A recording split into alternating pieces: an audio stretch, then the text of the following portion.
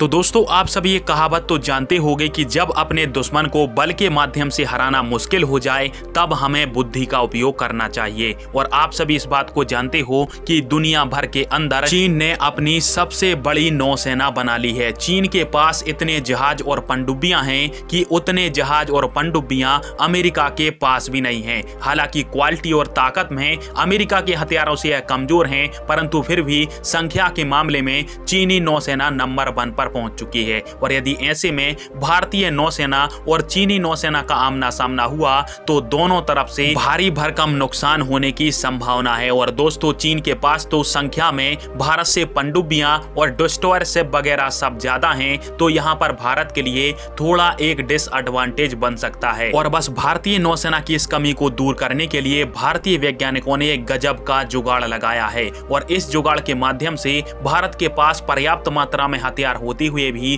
चीनी नौसेना को हंसते हंसते खत्म करना भारत के लिए चुटकियों का खेल हो जाएगा, क्योंकि भारत के वैज्ञानिक अपने बौने हथियार के ऊपर काम कर रहे हैं। दरअसल भारत का जो मझगांव डॉकशिप लिमिटेड है उसके द्वारा भारत की मिडगेट सबमरीन के ऊपर काम किया जा रहा है। और स्क्रीन पर आप सभी जो सबसे ऊपर सबमरीन देख रहे हो छोटे साइज की, वही है मिडगेट सबमरीन। और मिडगेट सबमरीन की परिभाषा की बात करें तो ऐसी सबमरीन जिसका वजन 150 टन से कम हो, साथ में इसको चलाने के लिए 1 या 2 क्रू की आवश्यकता पड़ती हो, तो ऐसी सबमरीन को मिडगेट सबमरीन या फिर बौना पनडुब्बी कहते हैं। और इसी पनडुब्बी का निर्माण और प्रोटोटाइप के निर्माण की जो प्रक्रिया है वो मझगांव डॉकशिप लिमिटेड की तरफ से शुरू कर दी गई है। अब आप सभी कहोगे कि भारत की यह छोटी सी सबमरीन चाइना की बड़ी बड़ी न्यूक्लियर अटैक सबमरीन से कैसे लड़ पाएगी। तो आप सभी को बता दूं कि जहां पर तलवार काम नहीं आती है वहां पर सुई से काम चल जाता है। और बस इसी सिद्धांत के ऊपर भारत की है बौना पनडुब्बी काम करेगी।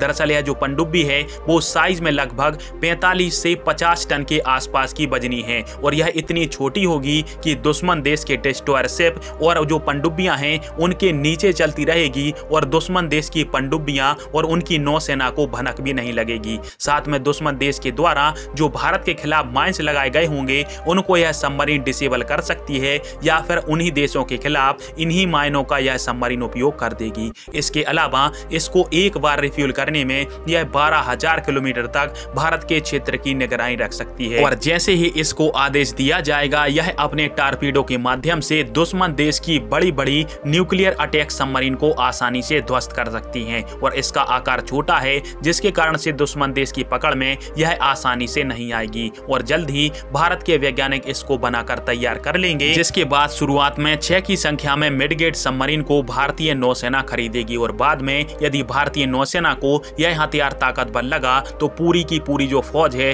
वो भारतीय नौसेना के अंदर इस बौने पनडुब्बी की आ जाएगी। बाकी आप सभी के इस टॉपिक के ऊपर क्या राय है और क्या भारत को इस बौनी पनडुब्बी को बनाना चाहिए या फिर नहीं, कमेंट बॉक्स में फिर अवश्य दीजिएगा। वीडियो देखने के लिए धन्यवाद। जय हिंद, वंदे मातरम।